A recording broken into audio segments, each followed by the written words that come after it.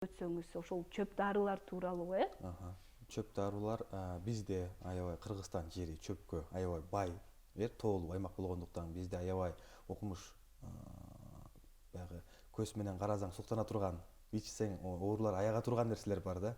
Болгону биз ушунун баарын тебелеп жүрөбүз. Анткени бул кадыр нерседен баркын билбей кадыр баркын билбей, бул нерседе мындай көздү жумуп карай турган болсок, биздин байлыгыбыз ушул чөптөн эле башталат Кыргызстан. Анан бул чөптөрдү кээ бир адамдар чөп түрүндө иче алат демдеп. Кээ бир адамдар иче албайт. Көбүнчө бизде ушундай сиздердей кызматкерлер, көбүнчө кызматкерлер келет дагы айтат да, мен демдеп 20 мүнөт отура албайм, мен жумушка шашышым керек, тезирээк барышым керек. Мага эмнеңер бар деп ушундай суроолор болгон 2 жыл 3 жыл мурун аркасында. Бул нерсени да ойлонуштуруп, азыркы күндө Казакстан мамлекетинде, Өзбекстан мамлекетинде баарыбыз кызматташып, Кыргызстанда ушу капсула түрүндө дагы элдерге ушул дарылар, чөп дарыларды сунуштап баштадык.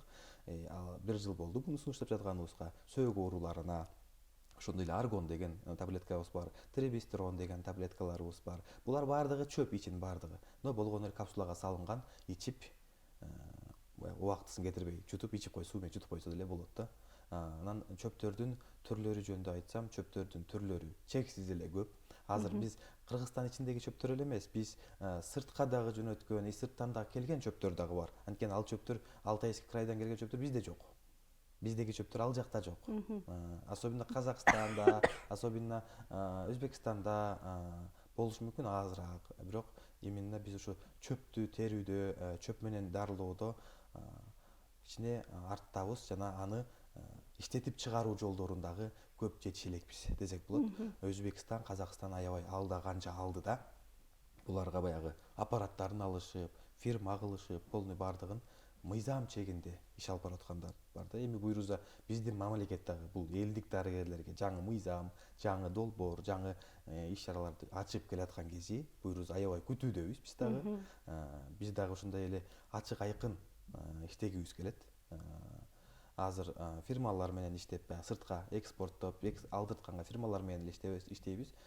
Бирок буйруза толук кандуу кыргыз элинин баягы элдик дарыгерлерине деген закону, уставы баары чыккандан кийин буйруза бул дагы бизде дүйнө жүзүнө биздин чөптөр менен эле дарылап результат көрсөтөбүз деген ойдомун да.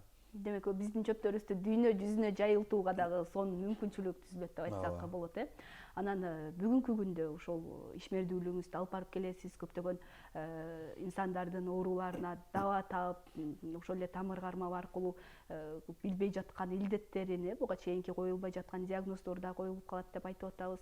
Анан бүгүнкү күндө ошол көбүнчө эң көйгөйлүү оорулар кайсылар болуп жатат? Мисалы, буга чейин келген инсандарга токтолуп көрө турган болсок, өзүңүздүн жеке статистикаңызга таянып көрө турган болсок, көп кездешкен оорулар кайсылар жана анын себептери эмнеден?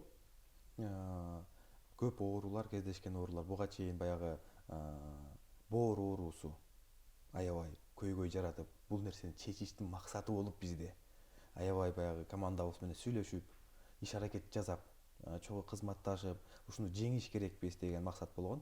Но мүмкүнчүлүккө пайдаланып, бул 1-2 жылдын ичинде чечилип, бул нерсе чыкты. Азыр ушул боор оорулардын баягы гепатит С, гепатит Б деген нерселер бар го.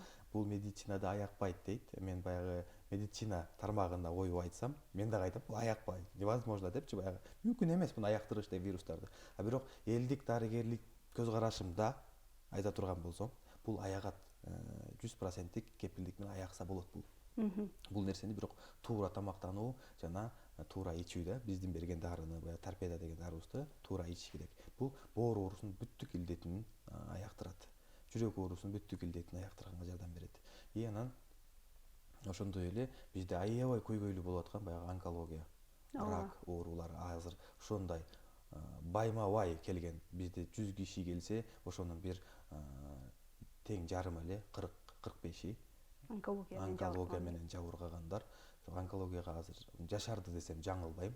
Анткени кичинекей эле 3 айлык, 3 жаштык балдар дагы ушундай онкология менен айыкпай турган илдет менен ооруп калгандар көп кездешип атат. Анан карылардын ортосунда особенно өзүм баягы анализдеп карай турган болсом, орто жашы бир 16 жаштан 55 жашка чейин онкология көп. Көбүнчөсү бул аял кишилерде. Баягы көкүрөк оорулары, жатын ооруларында аябай онкология аябай көп. Ошого дагы кошо кетсем, эркек кишилердин дагы баягы онкология болгону аябай көбөйдү да.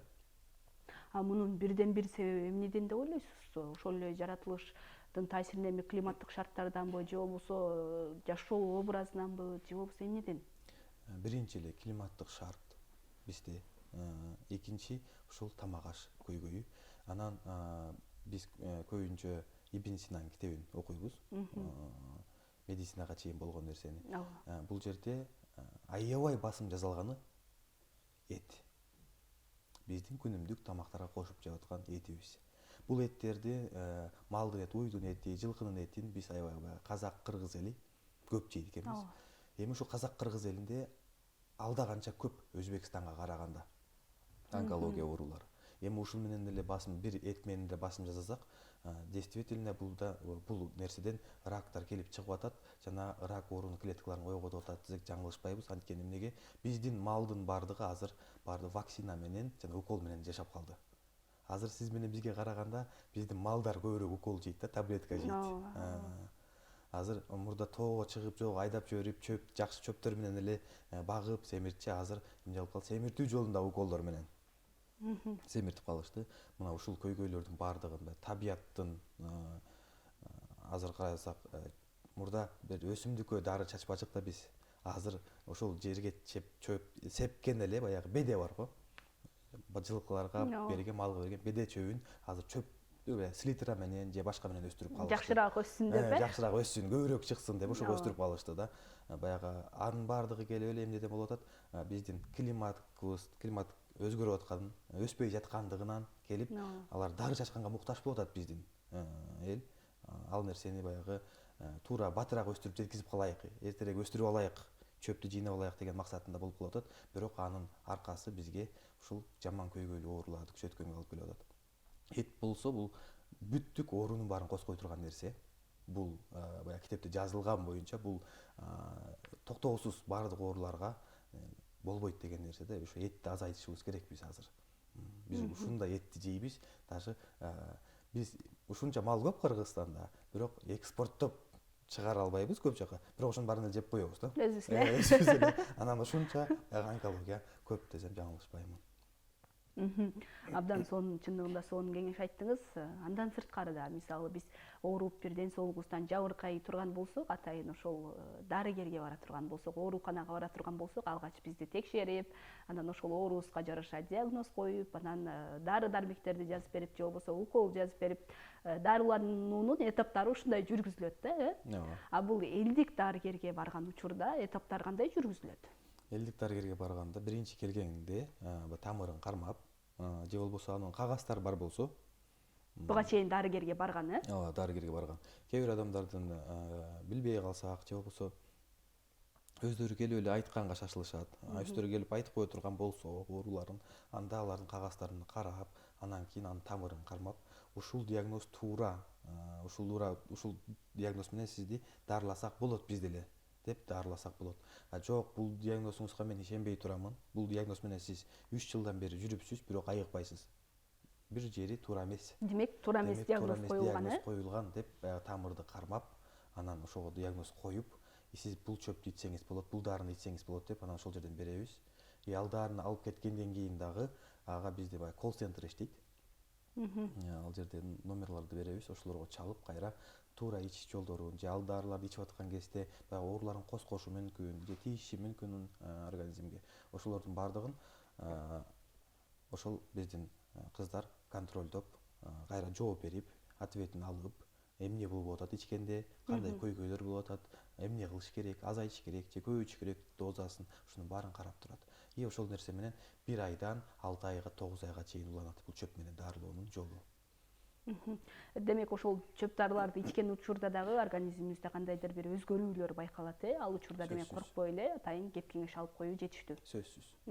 Көрүүчүлөрүбүздөн суроолор, сахарга эмне дары бар деген суроолор келип жатат. Көбүнчө ушул баарыбызга маалым болгондой эле акыркы убактарда ушул кант диабети дагы абдан жашарып бара жатканы баарыбызга маалым, Анан дагы ушул көпчүлүктү түйшөлткөн көйгөйлөрдүн бири деп айтсак болот. Ушул кант диабетине дагы токтолуп өтсөк. Кант диабети азыр аябай жашарды бул. Ооба. Аябай жашарды. Азыр жаш кыздар, кичинекей балдар биринчи тип сахар оорусу менен ооруп келаткандар бар.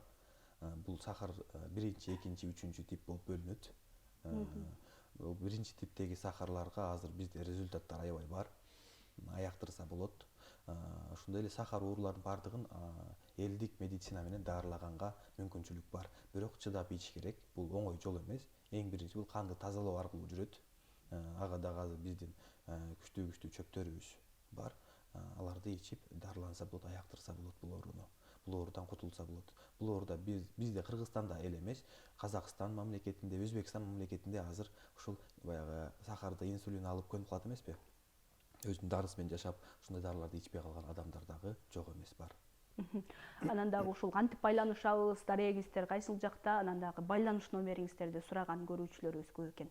Мен эми айтсам азыр Бишкектикин, Оштукун, Жалал Абадтыкын, Таластыкын өзүнчө айтпай эле бир колл-центрдыкын бир эле айтып коеюн, 2 номерди. Жалпы маалыматты ошол жактан алса ошол болот, жерден алат дагы. Анан ким кайсыл шаарда болсо, ошол жака жөнөтүп коет. Номерин через WhatsApp аркылуу, через WhatsApp алып алса болот. Биздин байланыш номер 0220 16 16 61. Жана ошондой эле 0778 95 68 95. Ушул 2 номерге байланышса болот. Абдан сонун 0220 16 16 61 көрүүчүлөрүбүзгө дагы чындыгында сонун маалыматтар айтылып жатат. Ал эми биздин убактыбыз кыскарып жатат. Андан сырткары дагы айтылбай калган маселелер. Негизи ушул айрым оорулар көбүнчө кыш мезгилинде көбүрөөк козгойт экен, же болбосо буга чейин ошол эле катылып жаткан оорулар суук мезгили келген учурда ушул күчөп баштайбы, Анан бүгүнкү күндө ушул келген сизге көрүнүү үчүн, ден соолугуна кам көрүү үчүн келген кишилер кадимкидей мындай саны өстүбү? Баягы ар бир медицинада да даярдануу болот. Медицинада азыр бизге көнүмүш бул балды го, бул даярдануу. Бул сентябрдын 1-инен баштап уже биз чөптөрдүн баардыгын даярдап, анткени уже биз билип калдык. Кайсыл убакта тумоолуп баштайт, кайсыл убакта элдер көбүрөөк ооруп баштайт. Ошол убакка биз даяр болушубуз керек деп сентябрдан баштап уже баардыгын толуктап, эмне каражаттар керек, эмне чөптөр керек бизге, баардыгын толуктап, ошого чейин даярдай турган нерсенин баарын даярдап, мындайча айтканда бул менен мен иштеп жүрүп отуруп уже логично, уже практично уже билип калдым да. Сентябрдан баштап оорулардын көйгөйү сиз айткандай күчөп баштайт. Ал оорулар бүттүк оору козгойт. Анан аябай козгогону ушул декабрдын 15-инен тарта уже февралдын этегине чейин бул аябай чоң оорулар дагы ооруйт. Мындай оорубаган адамдар дагы бир жолу грипп болуп ооруп чыгышы мүмкүн да, тумоолоп калышы мүмкүн. Ошон үчүн баягы биз ден соолугубузду караштан эң биринчи эртең менен туруп тамактануудан баштап, суу ичүүдөн баштап, анан туура тамактанууга өтсөк, ушул нерселердин алдын алсак болот. Баягы күнүмдүк тумоолоп калгандан. Бизде баягы азыр көбүнчө балдарыбыз эмнеге ооруп калат, анткени фастфуд менен.